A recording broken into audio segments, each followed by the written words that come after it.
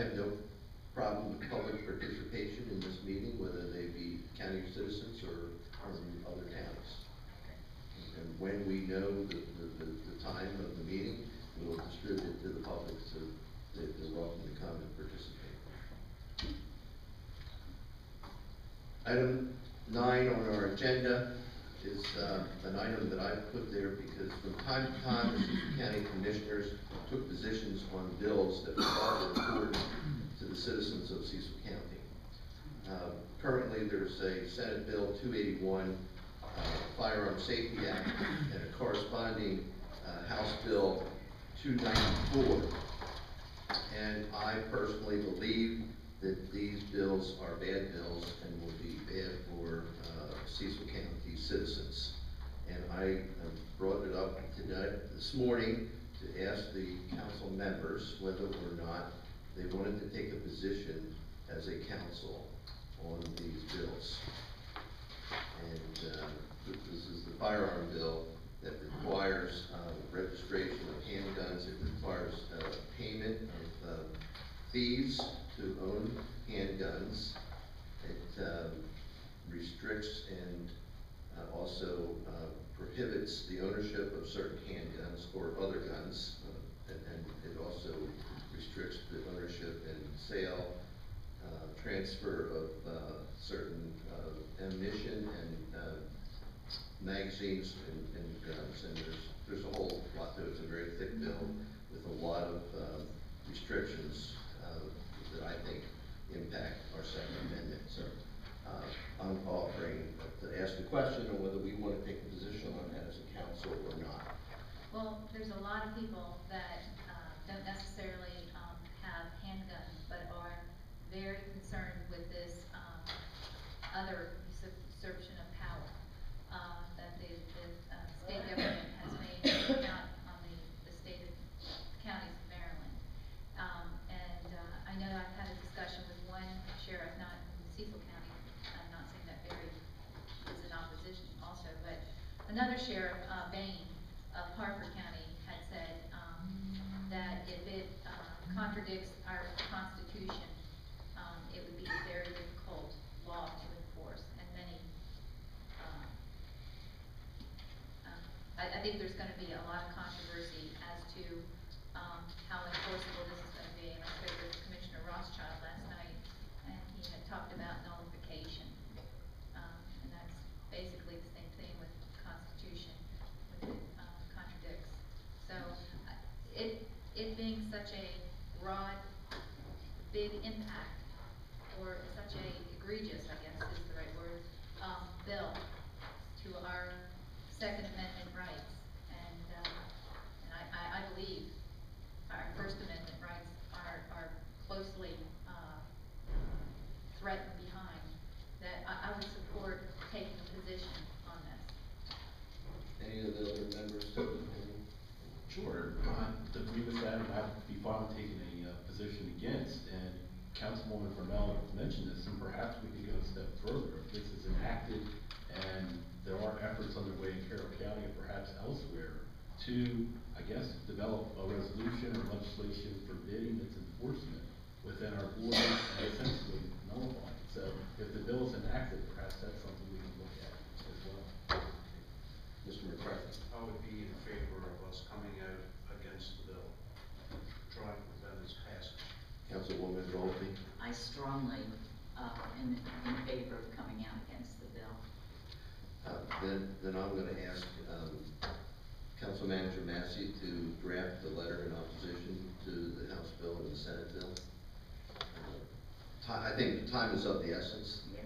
If you don't mind, let's sign it before next bill, because this is moving forward through the committees. And I would offer that the county executive have the opportunity to sign that bill as well, or that letter. So. I think she's willing to do that. So would you run it past the county executive office, and if she wants to join with us, that we'll let her sign on?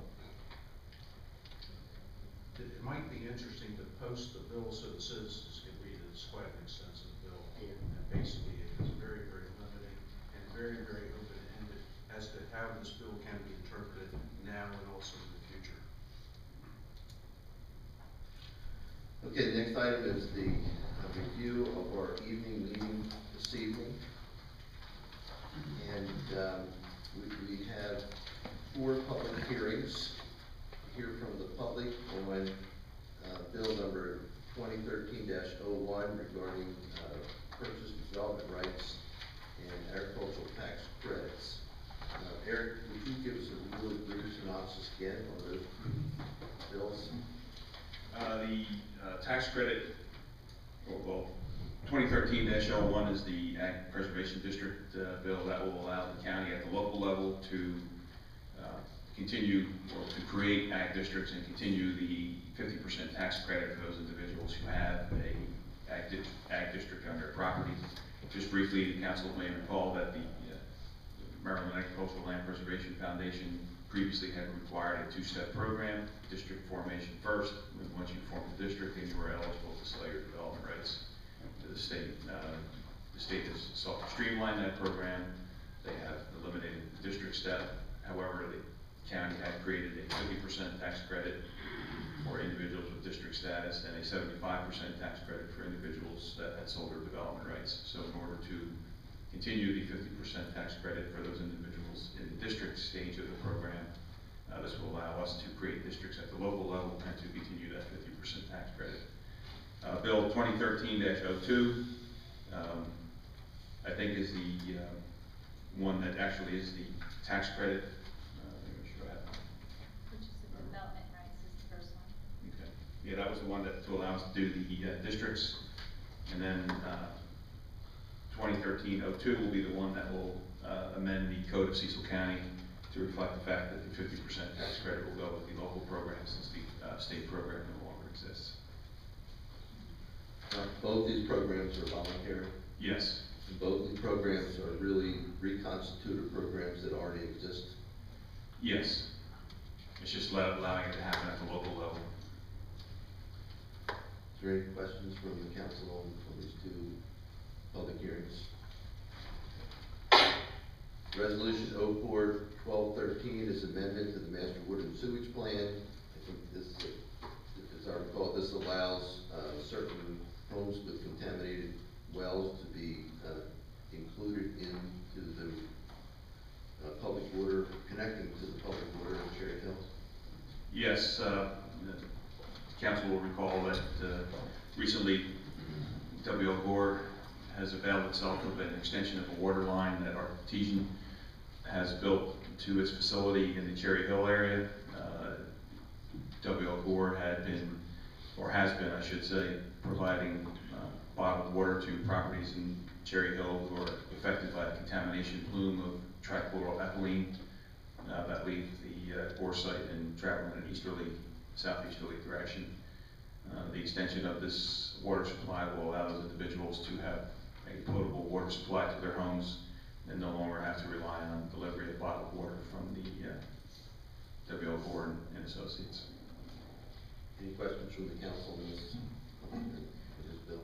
I received an email from a constituent asking if it was going to be a mandatory hookup when the line runs by the house, and I have received an answer from Cordell.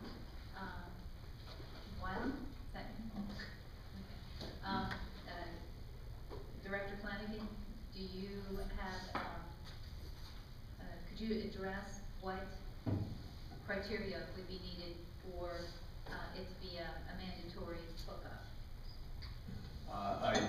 I do not believe there is any provision to make it a mandatory hookup. My recollection is that the Artesian franchise agreement does not provide for mandatory hookups. That's my understanding, that no one is mandatorily hooked up to any of the water system that Artesian provides, any place. It's all voluntary.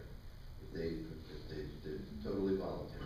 And I believe that precedent was set at the Whitaker Woods, where they brought the water in because of the contaminated wells. But there were criteria that, and I can't remember. Cordell, can you come up and share what that email had, you had provided the information? Yeah, the information that I provided you was from the health department. So I would refer, the questions in regard to the situations where a well may need to be connected. I think it was surrounding, if it was a contaminated well. Okay, so that's one. Was that the only one? I thought there was. Well, there is a situation, if they're in a master, and Eric can maybe address this, if they're in the master Well, that's right. water and sewer plan W1, and they're proposing some expansion of use, then they may be also in a situation where they'd have to request an interim use of their well. Eric, maybe you could speak to that a little bit, if that's. Individuals that are within a sewer service or water service area can have individual on-site facilities on an interim basis pending the extension of the public facility at some point in the future. That's what Mr. Wellen is referring to in the county's master water and sewer plan. However, this is a private water line, and as Mr. Flanagan has mentioned, the franchise agreement between the county and Artesian does not permit mandatory Artesian to force people to mandatorily hook into their line. So it's up to the individual to decide when the time is right, if ever, to avail themselves of the water line that may run in front of their property. Okay. Right, I think that the choice is always the homeowner. If they change the use of their property and require additional service, the health department could say that you may have to seek out another water choice than your well. If Artesian happens to be there, that homeowner would have that option if they choose, but it's never Artesian's option. It's never Artesian's choice to say to anybody, you have to hook to our water system. If people, for various reasons, may choose to do that, they can. That question was, it's good to receive clarification. Okay, are you clear on it? I think the public will be clear now, thank you. Good. The next resolution for public hearing is the enterprise zone to redesignate and expand the enterprise zone. We had a presentation by Lisa Webb last week. Is there any questions on that resolution?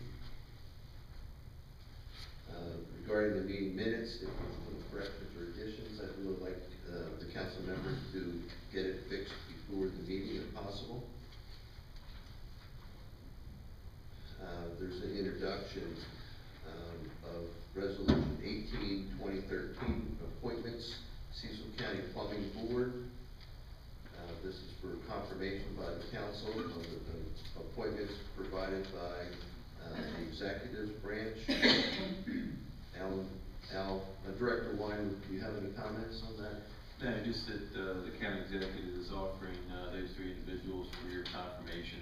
I believe all three of them are existing members of the plumbing board, and we're asking for confirmation of those for one-year terms. Is there any questions regarding the confirmation of these appointments? Okay, we will be deciding, considering Resolution 10-2013, appointments regarding the redistricting committee.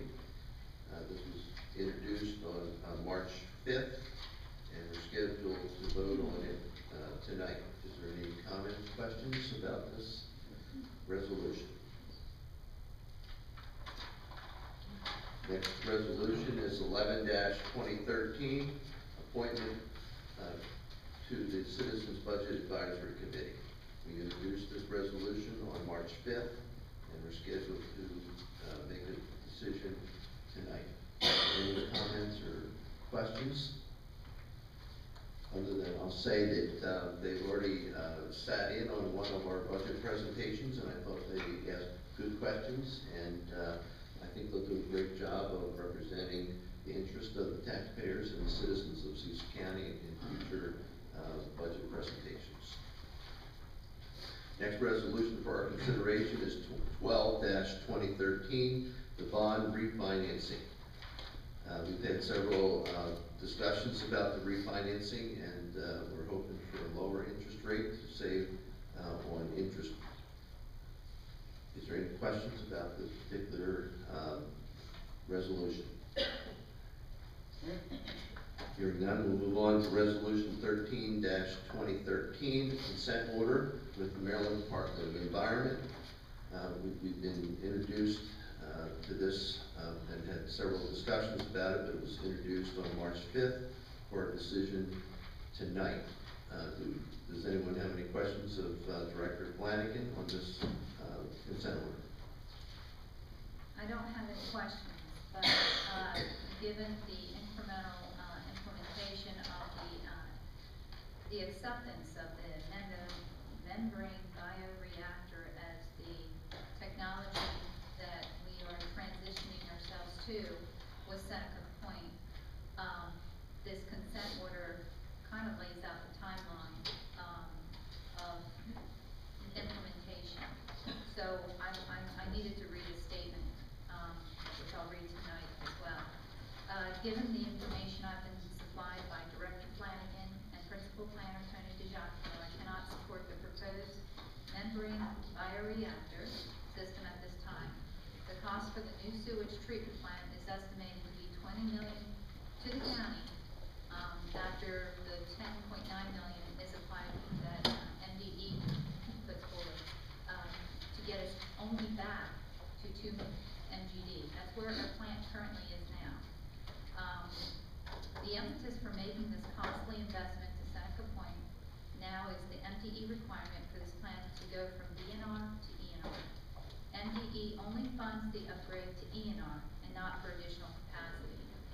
DPW hired a consultant, GHD, to research how much it would cost for the Northeast wastewater treatment plant to go to ENR, and their estimate was $10.9 million.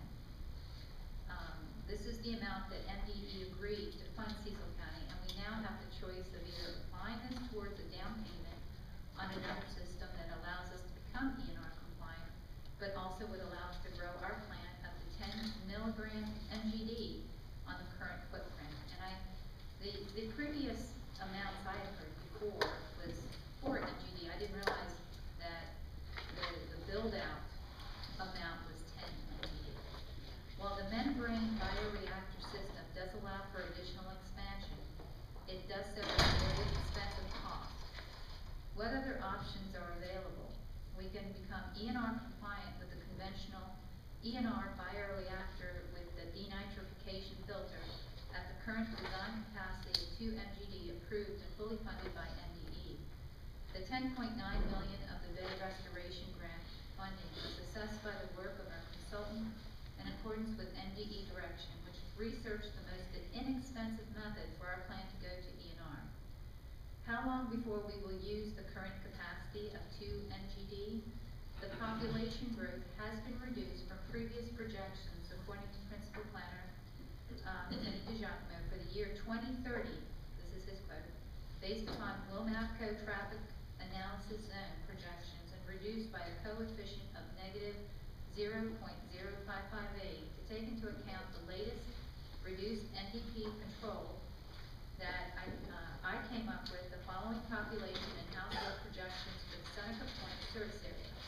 Population 18,237 and households 6,706. Assuming that the flow at the Northeast wastewater treatment plant increases from the present day 1 MGD to 2 MGD between now and 2030, this would represent a growth rate of 4.2% per year. The economy in general is expected to grow around 2% in the future. According to many economists, so a growth rate of 4.2 for the population would be estimated on the high side. Currently, our system has 4,370 active sewer customers. Average at 100 GPD per person or 225 GPD per household, we should arrive at about 1 MGD current capacity. Based on the last 18 years of growth at Northeast wastewater treatment plant, the projected flows for the years 2030 and 2035 will fall between 1.6 and 2.0 MGD, assuming the old growth projection. But based on the updated population projections for 2030, the flow projections, I believe, fall between 1.5 and 1.8. Because wastewater treatment science is evolving, there very well could be a cheaper alternative than the membrane bioreactor solution. What have we lost in the meantime? Absolutely nothing. We are not required to finance the additional $20 million, which only brings us back once again to NGD capacity. It appears we have ample capacity up until at least 2030, and we have kept our options open. We may find Mediview will require increased capacity or upgrades before Seneca Point.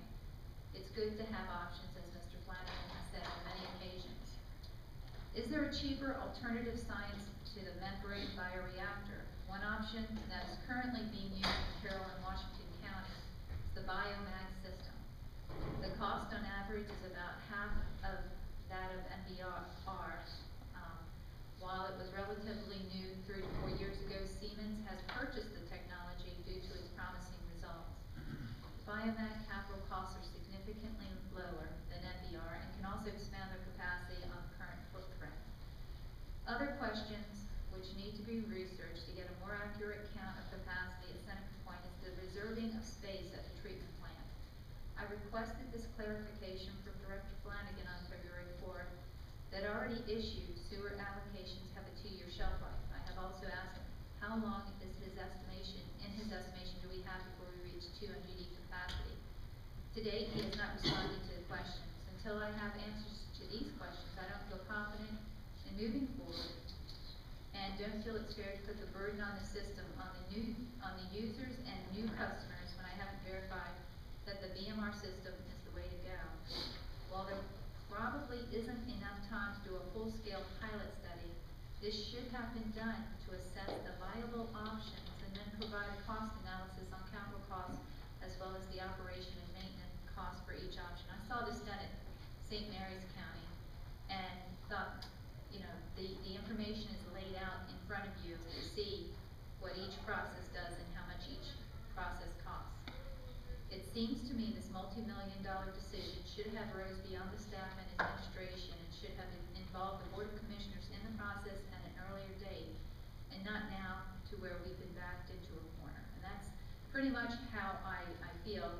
I had heard that the decision to not consider biomag was done in a board meeting, not that we were involved, and should have been done, I think, in a more open discussion with all of the facts laid before us. So that's where I'm at, and I think this is a very good example of how I could have used the in-house auditor position. This was an extreme amount of research. I acknowledge this is not my area of expertise. I went to people I respected and gathered this information. So this is, based on that, this is where I'm at today. Could you provide your testimony Sure. to the council members for their consideration prior to this evening's meeting? I mean, soon, so that they can read it and digest it? Okay. Does anyone else, and we don't need to get into discussion on this, but if there's any questions regarding Resolution 13-2013, the consent order. That's what we're focusing on, the consent order that lays out a new timeline for updating our wastewater treatment plant. Any questions? All right, moving on, and we can certainly have some more question and answers this evening. Resolution 14-2013, a letter of support.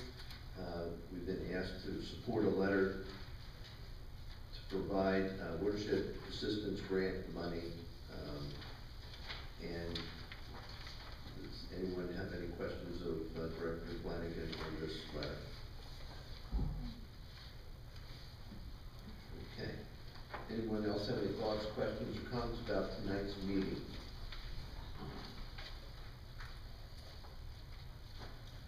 Okay. Council Manager, Mr. Massey, do you have any comments, news, updates? Yes, at the last meeting, you asked me to look at our budget transfer proposal, and so I have looked at that and have some information that I'll pass out.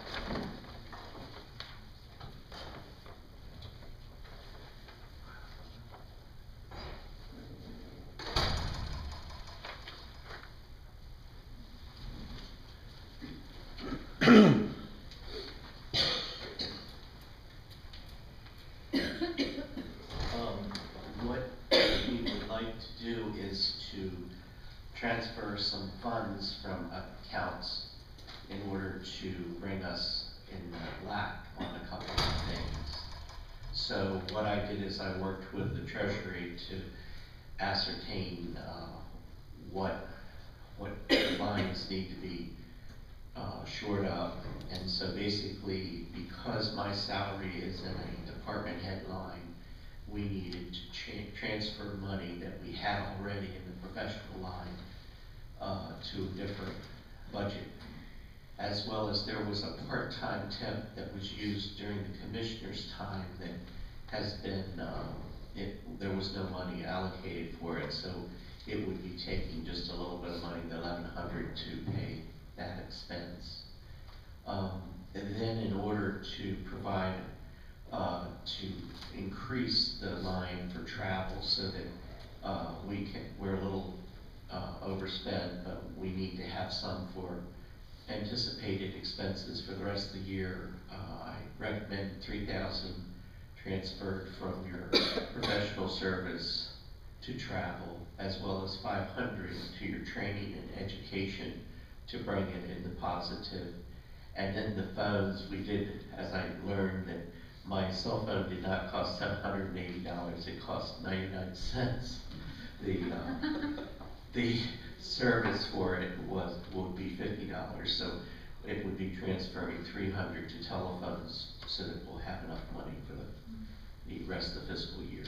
So in all, it's you can see on the attached which lines that we'd be affecting, and so it would be to transfer this funds to bring these lines so they're in the positive. Okay, as I recall, we were submitted a budget transfer that we had lots of questions on last week. I think Mr. Massey has gotten clarification, and in some cases significant reduction in the request for transfer.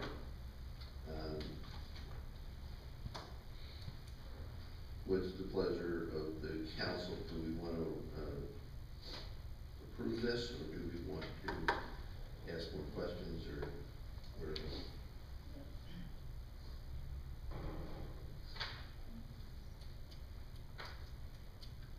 And if we approve it, I think it should be done in a legislative session meeting. So we need to decide whether or not to put it on the agenda.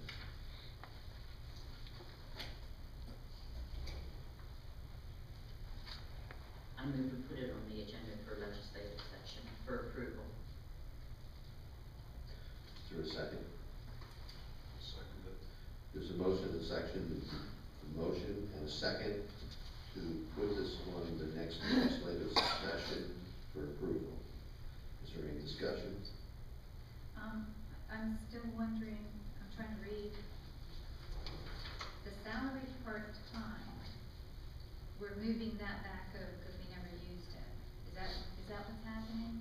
No, we had incurred expense during the Oh, we commissioners, had, okay. and so it's just to pay for that particular line.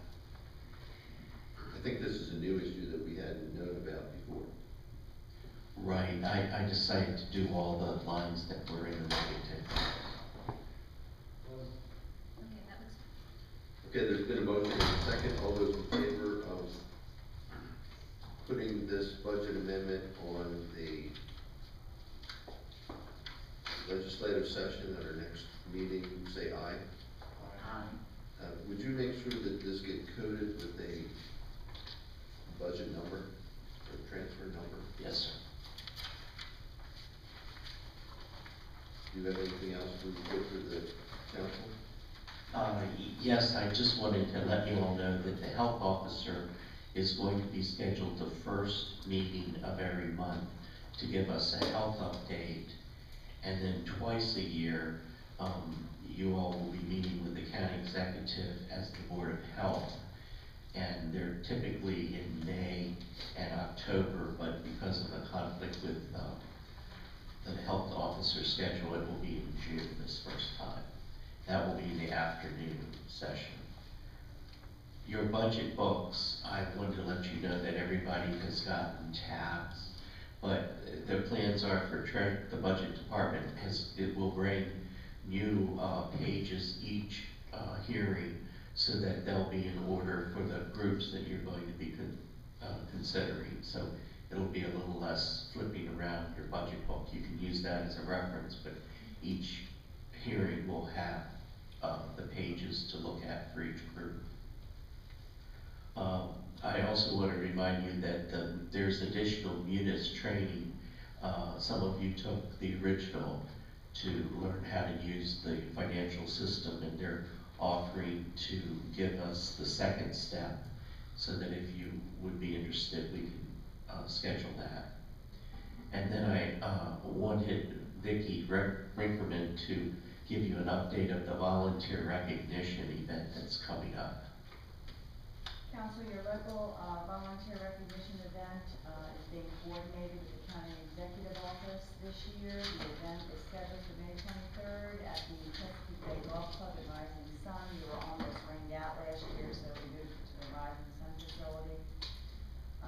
The applications for volunteer recognition are available at the local libraries. We have it out in the lobby, and it's also on our website and on our Facebook page.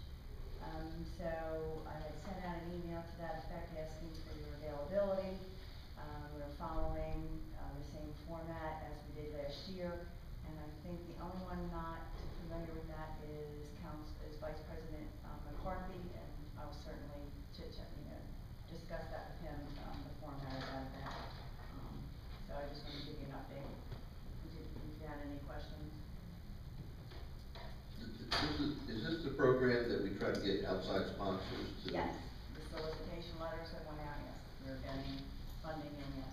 Good. Yes, sir. Any questions on the volunteer recognition there? Okay, anything else? Did you want to speak about the April 23rd? Or did you want me to? What's that? With BPAC. Yes, I can. On April 23rd, which is our regular scheduled work session, I've asked the BPAC group to have their meeting here in this room, because Anavon Basu is going to make a presentation to BPAC regarding employment and what we need to do as a community to improve our employment opportunities here in our region. He will be making his presentation probably about 8:15 to 8:30, and I would encourage the county executive and the council members to come early so that you can hear what he has to say on what we need to do to improve the employment opportunities here in our region. It wasn't exactly all Cecil County, because he was hired by the Susquehanna Workforce Network to do the study, and it also includes Harford County too. So, but there's a lot. I have not heard the presentation, but I hear that he did a great analysis of what we need to do to increase our employment opportunities here in Harford and Cecil County. So it gives us an opportunity to have our work session, but also hear what he has to say. But you'll have to come early. And if he goes over a little bit, our work session meeting may start a little later on the 23rd, depending on his presentation. Is there any other items? Okay, council member items. Councilman Dunn, would you like to say anything? Sure, just one brief item. I neglected to mention this last week, but I did want to acknowledge back on March the 9th, I did attend a Second Amendment rally that was organized by Campaign for Liberty up in Rising Sun, and it was great to see so many people come out and let their state delegate know how they felt about the gun control issue, and it was very well attended. I think it was, close to 400 people out there. Did, Councilman Dunn, did, Yep. it was reported that he had, this event, had, impacted him to change his vote? Thank you. Thank you. Councilman McCarthy, do you have any comments? March 9th, I attended Chesapeake City Fire Hall. They had an awards banquet. On the 16th, which was last Saturday, I attended a Pierce Street meeting at Bohemia High School pertaining to the containment of dredge materials in Pierce Creek. I mean, there's lots and lots of information, but Brevy will keep it short. Also in front of me, I have the objectives of the Clean Chesapeake Coalition. They have 6 major objectives. Other than repeat them here, if you're interested, I'll gladly show them to you. I might report that Mr. O'Malley has a state budget ready. Basically, it reflects a $7 million increase from last time since he's been the governor. He's increased the amount of the budget 25%, which is very significant. He's also proposing that we should have a new transportation authorization plan, which will be about $3.4 billion. And a group called the Sage Policy Group, which was commissioned by the Americans for Prosperity Foundation, has indicated that if this procedure, if this plan goes forward as passed, it could see basically a decrease of between $124 million to $239 million worth of economic activity in the state of Maryland. Also the elimination of anywhere between 1,000 and 2,000 jobs. Mr. O'Malley has not really done such a great job as I see it, is basically directing the money in this state. So those are a few things. I'll just leave it at that. If you have any further questions, feel free to speak to me. Thank you. Thank you. Councilwoman Bowlby? Yes, on Wednesday, March 13th, I attended a small group discussion called Expressions, which is held at the Department of Aging and sponsored by Upper Bay Counseling. This is a group of senior citizens that get together and talk among themselves, and what is said in the room stays in the room about various life crises, be it the death of a spouse, the death of a child, losing your driving privileges, or health problems. And to me, it was just really interesting to watch the group interact and to see the support and camaraderie they developed. On March 14th, which was Thursday, I attended the Athena Awards breakfast. We all know that our own Stephanie Garrity won that award, and I congratulate her. But I also want to congratulate Karen Holt, Raymond McRoberts, and Tina Travers, who were also nominated. It's just as much of an honor to be nominated for that award almost as it is of receiving it. Also on Thursday, I attended the Lunch and Learn, which is, I think, a monthly meeting sponsored by the Department of Aging. And you just go into the cafeteria in the Department of Aging, and there's usually a speaker there. And this week it was last week it was Erica Quisenberry, who did a history of a perspective of Bainbridge, what it was and what it is today. On Friday, I had the pleasure of touring Gilpin Manor Elementary and Cecil Manor Elementary with Dr. Diaz Devine and Dawn Branch from the school board. And boy, did I learn some interesting things. I toured 3-year-old, 4-year-old, and 5-year-old classrooms, and I had an education. I didn't realize that we have 447 homeless students in the county. That's a lot. And 41 of whom are at Gilpin Manor. Also, the mobility rate at Gilpin Manor is 51%, and what that means is that since the beginning of the year, 127 students have enrolled at Gilpin Manor, and 115 students have left. It's got to be a nightmare for the teachers. Also, at Cecil Manor, I went into the behavioral support classroom, which is the elementary school that houses the support classroom for temporary placement of students who need a more restrictive environment in order to learn in appropriate behaviors. It was very interesting.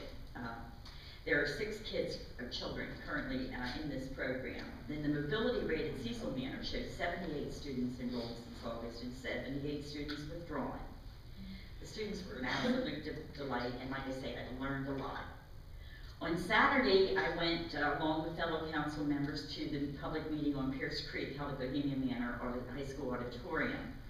My take on that meeting, be it right or wrong, is that the Army Corps of Engineers is bent on using Pierce Creek. Since they indicate there are no other viable sites, I think MDE will be swayed into issuing the necessary permits because of the economic impact on the state if the shipping channels become unnavigable due to lack of dredging. I'd really like to see us as a group concentrate on the water situation for the residents of the area. I do not see the affected homeowners as stakeholders. I see them as victims. They didn't ask for this. And I think we need to work to ensure the situation is remedied as quickly as possible. I can only hope that we'll see federal and state aid to help solve the problem by whatever means is deemed most feasible by the residents and the involved agencies. In addition, I received an email from one of the residents in the area with some really good suggestions. He said, I think it should be made clear to all residents that the testing that is necessary, if testing of their wells is necessary, if they want to have any chance to get assistance in solving their water problems. The previous letter that they received did not do that, as I recall.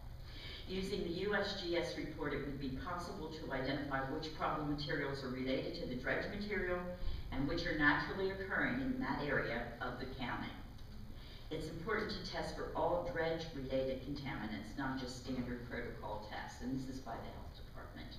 Perhaps a way to proceed would be to have the health department publicize their plan and then have a review process before more time and money is spent.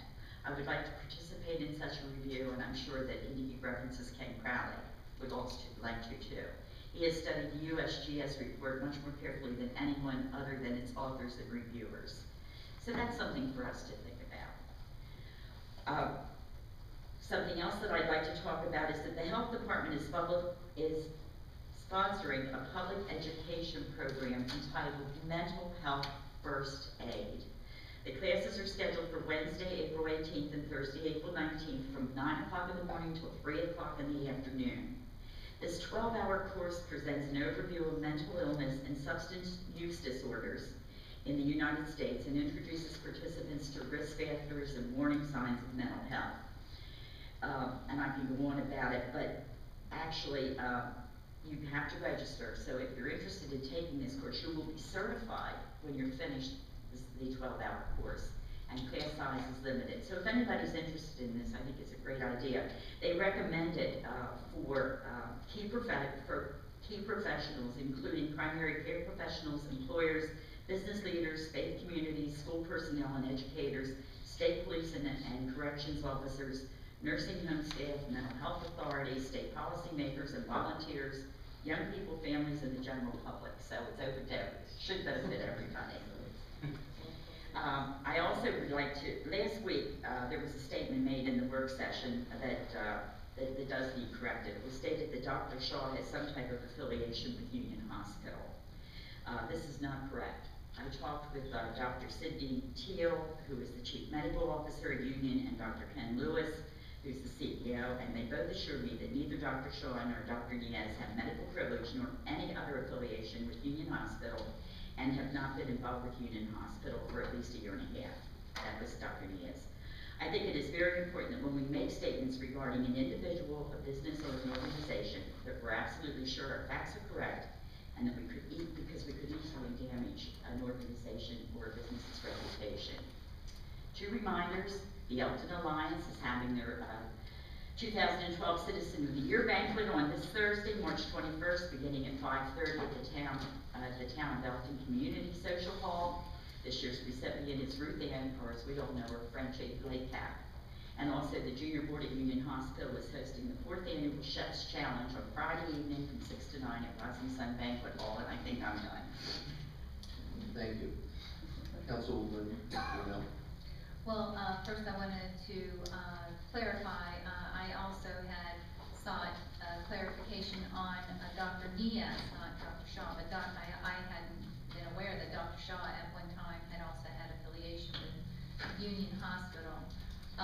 But Stephanie Garrity had sent me an email and verified that that affiliation had ended in May of 2012, and I'm seeking more information on that.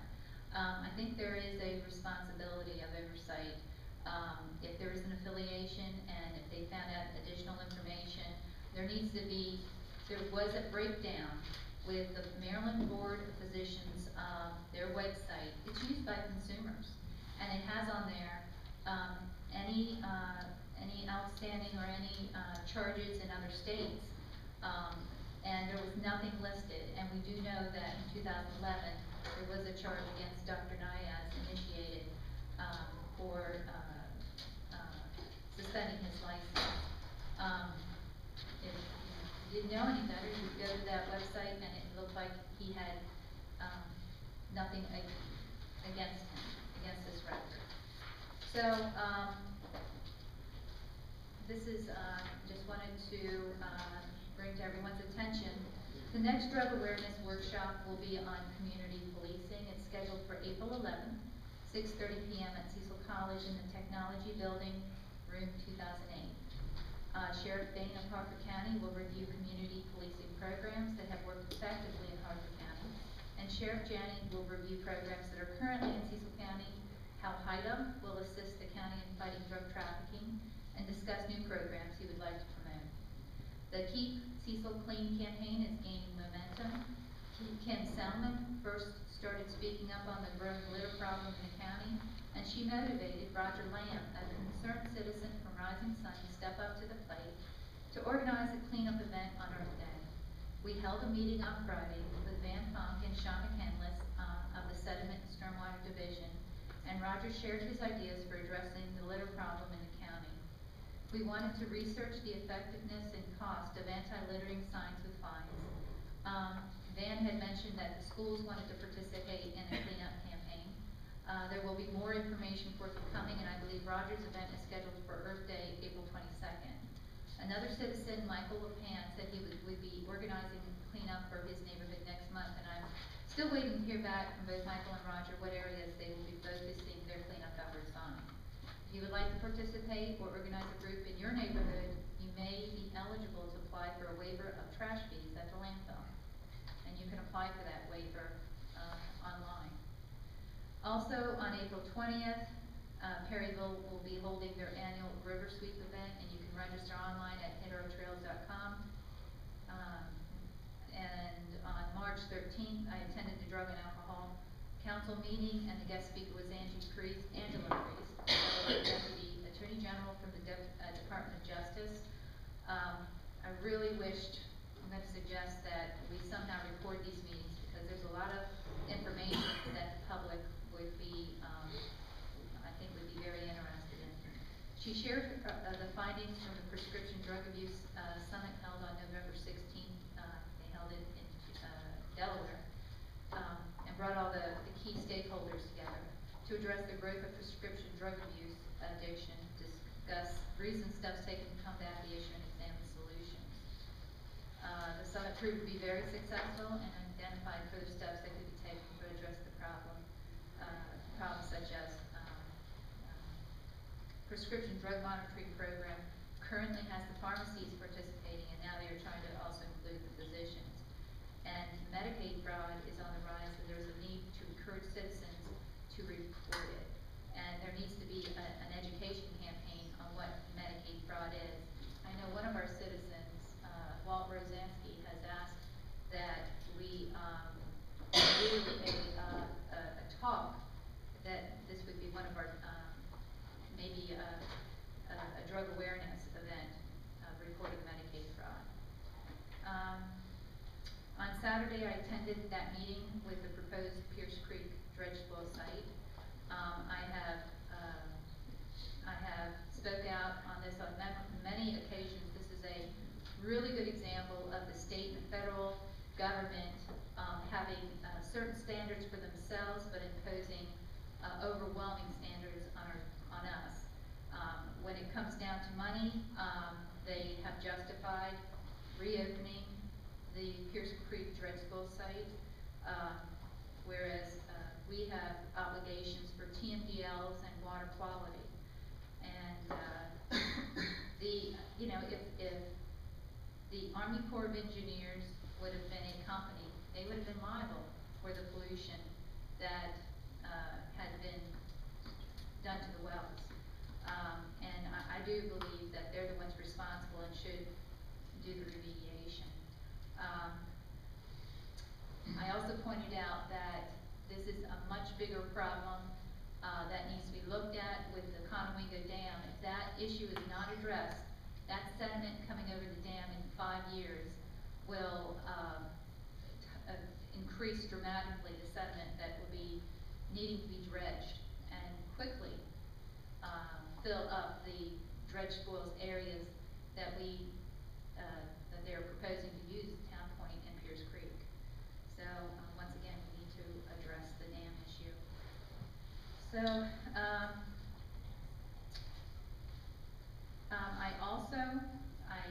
there has been an article in the Guardian once again, very upset about the misrepresentation. I have asked for reimbursable expenses. It was the first time I had filled out the form. I had given the list to our administrative assistant to seek out what was proper, and I went through the channels that I thought was proper, and I have said repeatedly, no, I don't want the reimbursable expenses until we know what is our new adopted policy for the council, and also what I can legally get reimbursed for. So just for clarification, and I was surprised that the list was included, and Mr. Hodge had very adamantly said he did not put it in, and I found out he did. So I don't know why you would want to not tell the truth, but that's that. Thank you. I also attended the Pierce Creek community meeting regarding the opening of the Pierce Creek dredging facility. I came out of it with the understanding that the Army Corps of Engineering is intent on reopening the facility. They will find a way to help the citizens fix any degraded water wells and try to reduce or increase any further degradation of the water, and there hasn't been any decisions on how they're going to do that, but they're evaluating options and opportunities to do that. Now, 2 things that came to mind. Number one, anyone has a home and a well in the general facility, or I should say immediate vicinity of the facility, has the opportunity to have the Cecil County Health Department test their well for free.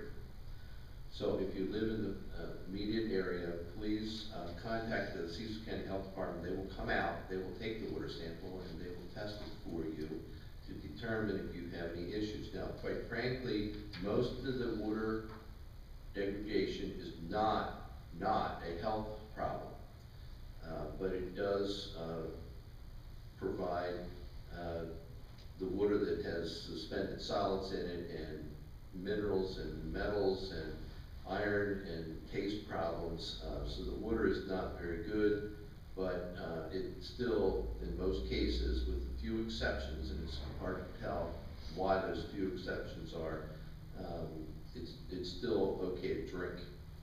But no one wants to drink it because it has some issues.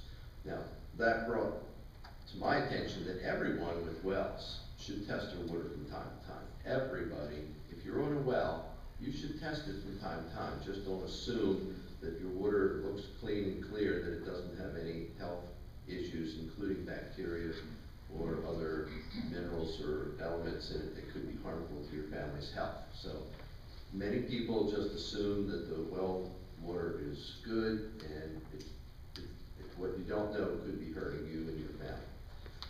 I also, on Monday, went to a tourism volunteer recognition event that really was a great event to recognize all those volunteers that have worked really hard within the tourism industry to improve the tourism trade here in Cecil County.